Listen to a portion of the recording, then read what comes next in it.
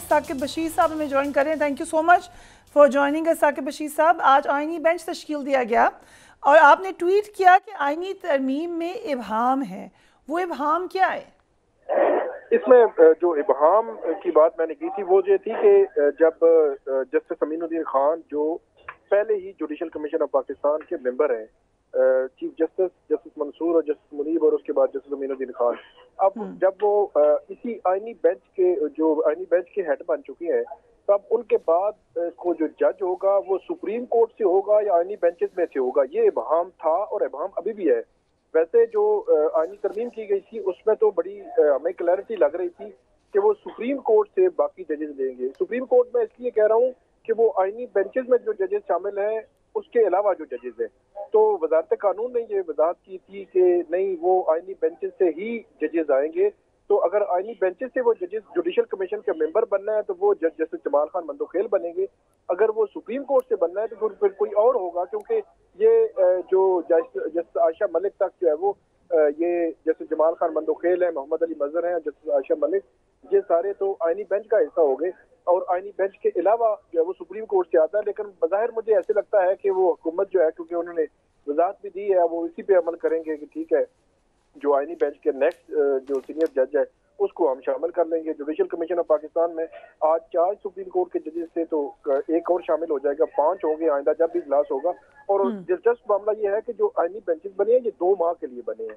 पहले ये तासुर था कि शायद ये एक लंबे अरसे के लिए, लेकिन 2 माह के लिए बने हैं और 2 माह में जितने भी आइनी मामलात होंगे, अभी सुप्रीम कोर्ट में नए आएंगे वो भी और जो पुराने हैं वो भी, इन तमाम की जो कौन सा बेंच इनको सुनेगा, आइनी बेंच, और कब कब इनकी समातें होंगी, ये सारा मैकेनिज्म जो है वो अब आइनी बेंचेस ने ही तय करना है। और रजिस्ट्रार जो सुप्रीम कोर्ट है उसको भी जो नया लॉ है उसमें ये कह दिया गया है कि वो इसमें सारी जो उनकी सपोर्ट होगी, उनको वो सारी सपोर्ट जो फ्राहम करेंगे और इसके अलावा उनके जो रूल्स हैं वो अपने अलग से जो है बना सकते हैं। तो सुप्रीम कोर्ट में अगर आप अमली तौर पर ये बात करें कि सुप्रीम कोर्ट के अंदर एक सुप्रीम कोर्ट आ गई है कि एक तरफ प्रैक्टिस एंड प्रोसीजर कमेटी होगी जिसमें चीफ जस्टिस जस्टिस मुनीब और जस्टिस अमीनुद्दीन खान होंगे, और दूसरी जानिब जो है वो आइनी बेंचेस की जो कमेटी होगी जिसमें जस्टिस अमीन, जस्टिस जमाल खान मंदोखेल, जस्टिस मोहम्मद अली मजहर होंगे। तो जस्टिस अमीन दोनों कमेटीज में है लेकिन चीफ जस्टिस दोनों कमेटीज में नहीं है।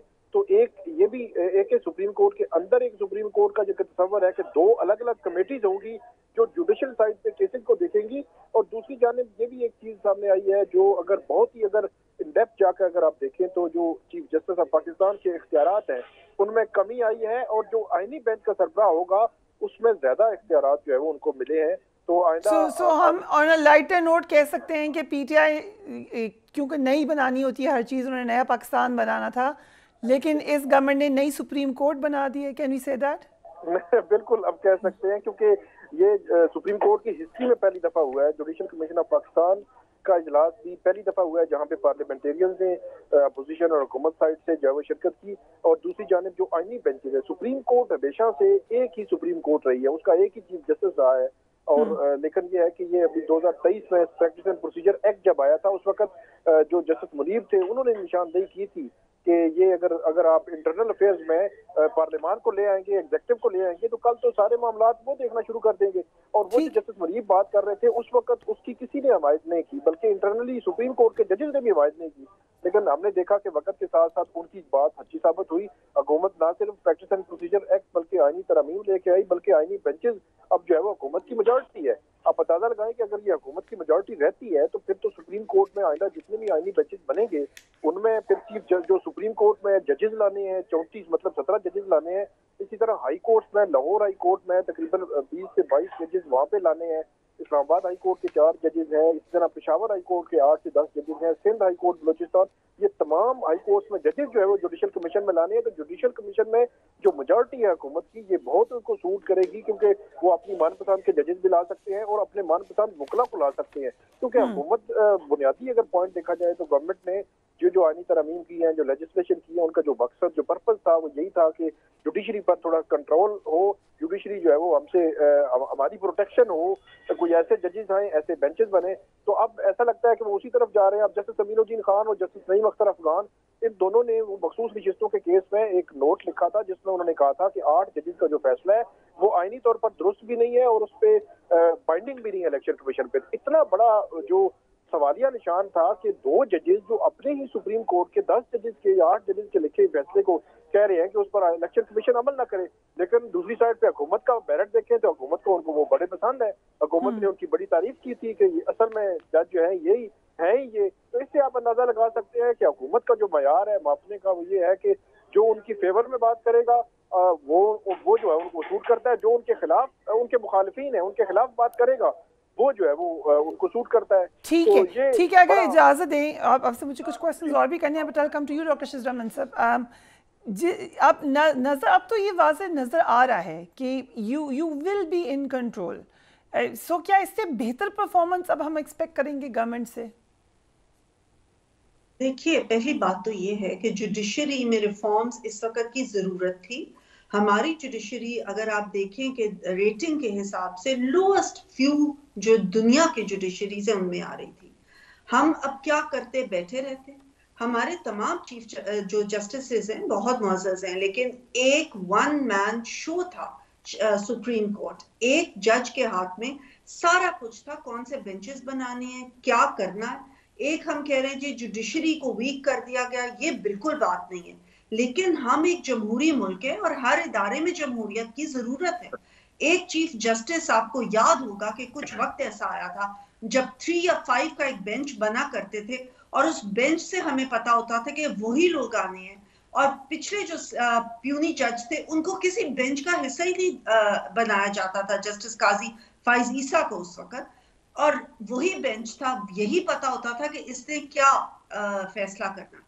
ये सारी चीजें देखते हुए और दुनिया में हमारी जुडिशरी की रेटिंग देखते हुए हमने अगर ये रिफॉर्म्स लाए हैं तो उसको गलत रंग इस वक्त देना, भाई ये महज इत्तेफाक है कि इन रिफॉर्म्स के नतीजे में लुक्स लाइक, अब तो अब बड़ी तफसील से बताया साकिब बशीर साहब ने कि you are in control. It's not a bad thing from your point of view. तो क्वेश्चन ये है कि इसमें हम क्या परफॉर्मेंस बेहतर होती देखेंगे गवर्नमेंट की इस कंट्रोल के बाद? तो बात ये है, देखिए पहली तो बात है कि वी आर कोलिशन गवर्नमेंट, हमको एक पार्टी गवर्नमेंट नहीं है। सो हमारी पार्टी, दूसरी हमारी कोलिशन पार्टी, हम तो पहले ही 2 पार्टीज में, जो कि बिलावल भुट्टो ऑलरेडी नाराज हो गए हैं आपसे।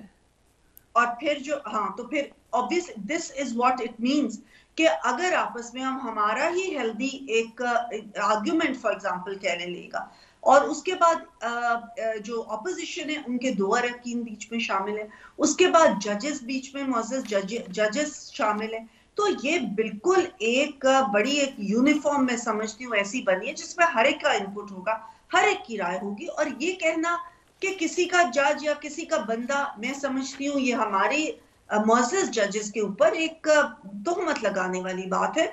ये जजेस जो भी आएंगे, जो भी आप कह लें कि चाहे वो इसमें आए, आईनी बेंचेस में आए या दूसरे बेंचेस में आए, उनका कोड ऑफ कॉन्डक्ट, उनका जो बिहेवियर है उसको कंट्रोल कर रहा है और वो बिल्कुल एक कानून को, आईन को मद्देनजर रखते हुए अपने जजमेंट्स देंगे।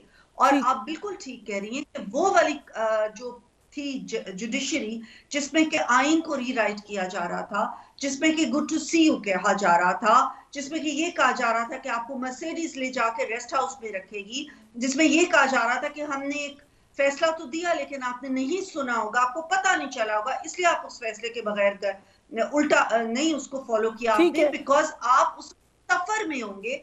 तो आई होप कि ये सारी चीजें खत्म हो जाएंगी जब जजेस की तादाद बढ़ेगी और जब ज्यादा जजेस आएंगे और जब आईनी कोर्ट और दूसरा कोर्ट अलग हो जाएगा, तो ये सारी जो कंट्रोवर्सीज इस हमारी जुडिशरी को फॉलो कर रही हैं वो बेहतरी की तरफ जाएंगे।